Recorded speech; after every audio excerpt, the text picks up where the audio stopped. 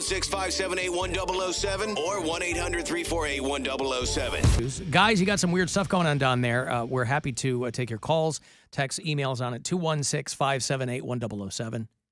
800-348-1007. A lot of texts, 35192. And you can email me if you like. Alan, I'm 30. No medical issues to speak of. But when I'm having sex with my girlfriend, I'll go soft. Is this normal? Not for me. When I go and have sex with his girlfriend, I'm fine. Got no problem, Bill Squire. Nothing happening there. He's Just not even. kidding, bud. He's not even got a nosebleed from the bladder.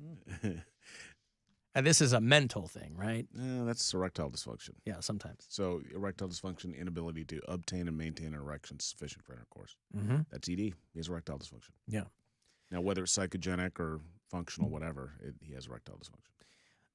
Is it odd being pre-diabetic, mid-40s, can't get erections? No interest in sex. We've talked about the difference between libido and, the mental versus the physical. There are plenty of guys that have ED that have a great libido. Plenty of guys that have that have normal erectile function. They wake up in the morning with erection, but they have no desire. Yeah. Usually not related, or they can be. Libido oftentimes related to testosterone levels, so you should get that checked. Okay. Yeah. And there are a lot of things that are not out of the ordinary that people consume that can really, it can cut into that, like caffeine cuts into T levels, right? Testosterone, Actually, you know what the biggest one is? What is it? Weight gain. Yeah, okay. You actually, fat produces estrogens. Yeah. Which suppress testosterone. Right. Testosterone. So men who put on a lot of weight can have some breast growth and can have low testosterone levels. Yeah.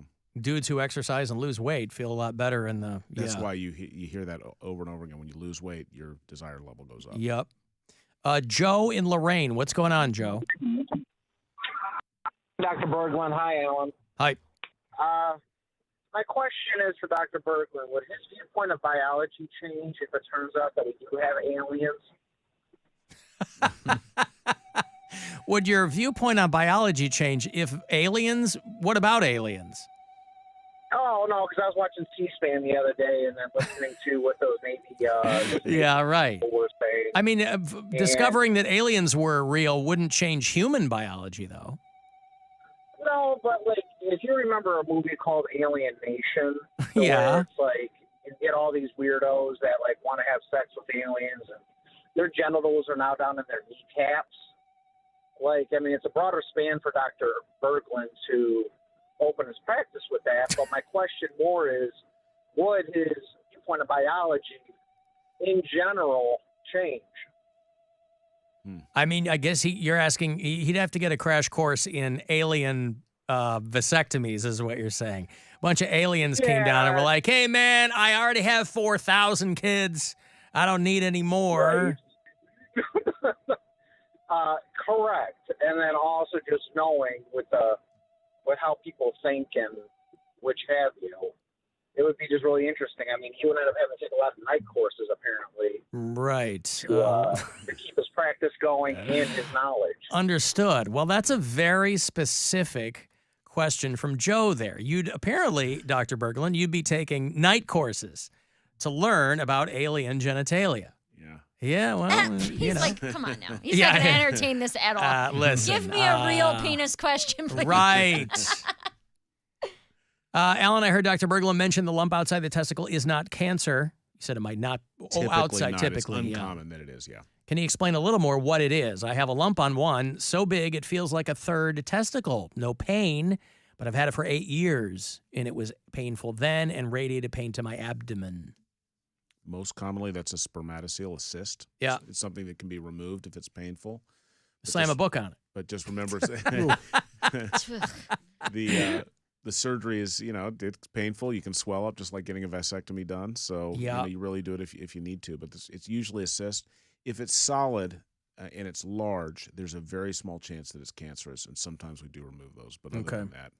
Well, the person that texted about being pre-diabetic in their mid-40s, and they followed up and said there's probably about 100 pounds overweight. So that goes right to your point there of you lose probably, you don't even have to lose the 100 pounds. I mean, just every bit you lose is going to be better off for you. Have you guys talked about these new weight loss drugs? Like in passing, Ozempic and things like that. They really are amazing.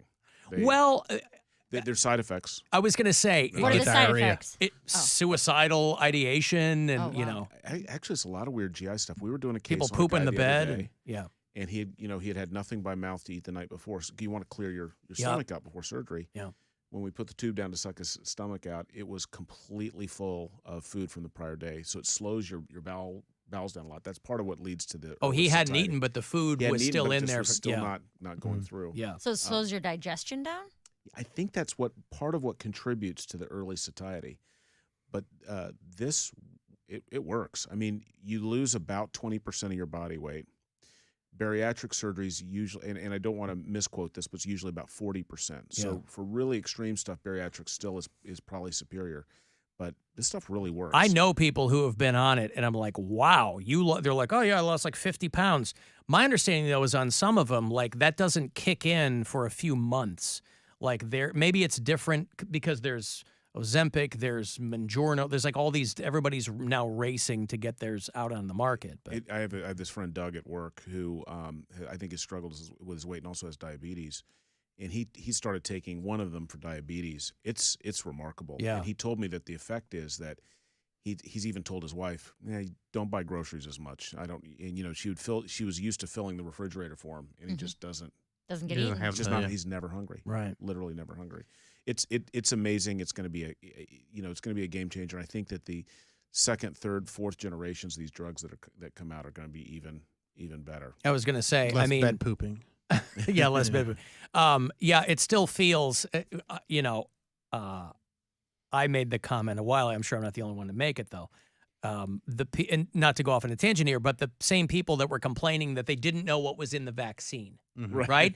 Boy, when it came to losing weight, they signed right up. They didn't know what was in that either, but they were like, give it to me because it's going to make me look good and feel better and whatever. Yeah. Hey, Ralph, hello. Hi, Dr. Berglund. Yes. Do you always get an erection when you hit with a contusion and die? Can you say again, Ralph, can you get an erection after getting a contusion? No, do you get an erection? Always. Do you get an erection after getting a contusion? Contusion where? Oh, contusion where? Like in your gut. Say you got shot. Do you always get an erection from it? I think he's alluding to this kind of urban myth that somehow you get an erection when you die or are injured or hung or. Oh, really? Like a posthumous erection, or I couldn't even tell you what the answer to that is. But Yeah. you hear weird stuff like that. I don't know. do you get an erection after you get shot? Is that what you're asking? Right. Well, why? I don't think so. Yeah, that would seem to be a very strange. I don't know. Ralph, are you just hedging your bets in case you get shot? No, maybe play football or wrestling or something. I see. Well, I mean, I was a wrestler, and I got to tell you, you work overtime to not get boners. You do every possible bit of mental gymnastics you can do to not have to concern yourself with that. Alan, I have a reoccurring whitehead on my taint.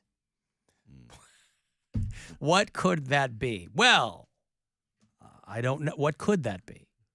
Hygienic? Yeah, I mean, I don't some know. people get kind of chronic folliculitis, a little hair follicle that gets irritated, and every now and then you need to go in and remove one of these things if it gets really bad. But if it's not that big a deal, I wouldn't worry about it too much. Alan, my boyfriend is 52, has what feels like a cyst in testicles. I've had cysts in my breasts, so I'm aware of what they feel like. I keep telling him to go get checked, but he's afraid to do so. Could it be something that he needs to have checked out? Do men get cysts in their testicles? I think you said Frequently. that frequently they do. Frequently, they're usually benign. He does not need to worry about it. And frankly, I get this question all the time. I really don't want to go in because I'm worried there'll be something. You want to When detect you it want to know that, yeah. find out you sooner. You detect it when it's early, and a lot of these things are very easy to take care of early on, and very hard to later on when you're really sick. Another text, my 12-year-old autistic son keeps playing with himself but doesn't finish. I've explained to him what the process is, and he gets blue balls. Asked Dr. Berglund if that's okay or unsafe. you know what? That's actually very normal behavior for a 12-year-old boy to be playing with himself. Autistic or otherwise. Yeah, probably. 12-year-olds love the edge, man. It's just Well, that's it considered- doesn't like back up if you're that young because it's blue balls. That's a real phenomenon, and it hurts. See, ladies, he's a doctor. Yeah, it's a real phenomenon. Yeah, and it's not unsafe though. it's not unsafe, but it's It's just very uncomfortable. unpleasant. Yeah, Yeah, it's it's not- very don't feel unpleasant. good. Yeah. What does it mean when your semen is chunky? Someone asks. Dinty-more. Like Or Jif Campbell's. or right, Yeah. you know. Cottage It cheese. probably means you're dehydrated, right? I mean, it lives on kind of a spectrum of very thin and watery to chunky and Yeah. short of being a kind of symptomatic pus, that kind of thing. It's just it's kind of the way things are. Right. Yeah, So it doesn't Right. mean anything. really doesn't mean anything. Doesn't mean When anything. should you be concerned about consistency or color? Or You know, smell? It's purple. Along with Oh, purple, yeah. no, color green. Yeah. Green is pus, and there's been a major resurgence, not just in gonorrhea but drug-resistant gonorrhea, Ugh. burning. that super gonorrhea that's going around. That's correct. Yeah. It's bad stuff. But consistency is a spectrum. I wouldn't worry so much about consistency unless there's an issue with fertility. So Unless if it's sharp. Ah! I have a question. Go ahead. Yes, Cody Brown. What's the possibility of you having an STD and not knowing if you haven't got tested in a long time? very common. Like One of the- you one of wouldn't the- have any symptoms at all? One of the reasons that STDs can be are so transmissible is that a lot of times there are asymptomatic folks that are shedding virus or bacteria or parasite or whatever it is.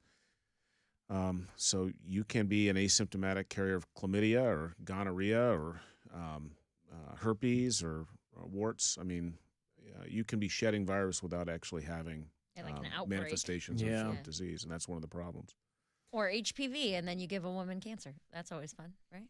Yeah, and I'll tell you something, and I'm glad you brought that up. HPV, there actually is a vaccine for it, Yeah. and it's fantastic. So Actually, so men can men get tested for HPV? Because I was always under the impression that they cannot. men can, but you don't really need to test them so much because it's very easy to you see the visible manifestations of the disease. Women, it's harder. Yeah. Right. You can do serum tests, to see if people have been exposed to it before, but the reality is a large proportion. Most people have. 3 out A of 4, lot of people yeah. are going to have positive serologies to virus. That doesn't mean that they're a carrier that's shedding. Yeah. Whether it's just your typical oral, your oral labial, which is the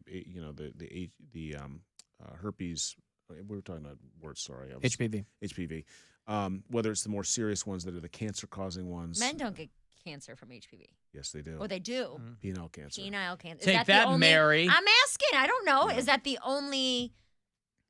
It causes penile and cervical. Those are the only 2 types of cancer, or is there other ways to get penile cancer? HPV can also lead to oral forms of oral cancer as well. Okay. And penile cancer also only really happens in folks that have not been circumcised at birth. So if you're circumcised within the first 2 months of life, it's exceedingly rare to get penile cancer. That's why It's one of the big pros on circumcision. correct. So in Yeah. the United States, at 20 years ago, 75% of the population was circumcised. It's now it's approaching more like 50%.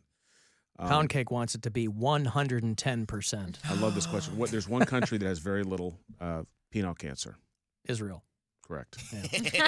That's right. It's actually very true. I've So friends- is Vacation. that was my question? Then is the only cause of penile cancer HPV? no. because the only cause of cervical cancer is HPV, as I understand it, which could be. I have wrong. to be careful about saying that. I don't know enough about it. HPV is Oh, the clearly. No, that the doesn't matter on this leading show. cause. Have you heard of the Swiss Alps? No, I'm just kidding. See, Dr. Berglund has a reputation to protect. We have nothing of the Right. sort. I also have friends that are gynecologists That's that will right, yeah. track me down and tell me I'm Punch an you in idiot. the Your face. phone goes blown up. Yeah. My son is 10, this person says, and has to pee all the time. He goes, and then 5 minutes later he has to go again. Should I be concerned? He's probably a dysfunctional voider, and that is something that can be addressed. Our pediatric urologist can teach them through biofeedback how to correct that problem. Okay. That band's also on 2 Hours to Midnight. Yeah, tomorrow. Dysfunctional Voider tomorrow night, along with Typo Negative and brand new Zenith Passage. Is there a way to fix tight foreskin? Someone asks. Yes. Yes. Yeah, I mean, you can. A C-clamp. So a phimosis is where you can't retract the foreskin, and a paraphimosis is where you can't pull it back. Okay. And you can do, without removing the foreskin, you can do something called a dorsal slit, where you actually you incise and open a portion of it to make the opening bigger. Yeah. And you can actually do that in an awake patient. I mean, you can do that under local anesthesia. Somebody texted, what are the physical signs of HPV in males? Warts. Warts. Okay. Warts. But not all types of HPV cause warts. Correct. And that's where you kind of get into the Practice that's safe where you get sex into kind the of problem thing, where yeah. you can be a carrier that doesn't. Yeah. That can transmit it. Dr. Ryan Berglund from the Cleveland Clinic has joined us, as he has so many times in the past, for our Is It Red segment. It's always good to see you. Thank you for giving of your time and your talent. Apologize to your gynecological colleagues for us. And what's the number for people to call over at the Cleveland Clinic? 1-800-CCF-CARE. CCF Care. Yeah.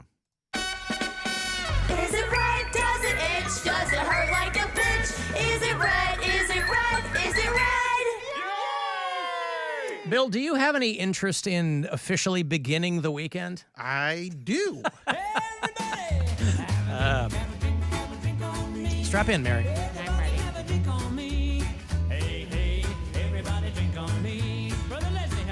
All right, as custom dictates, the Bill Squire Friday Get Down in honor of the late, great Murray Soul here at WMMS. It's how we start the weekend. Take it away, Wiggum. Sorry. Mary was texting me. And Uh-huh. It's Friday!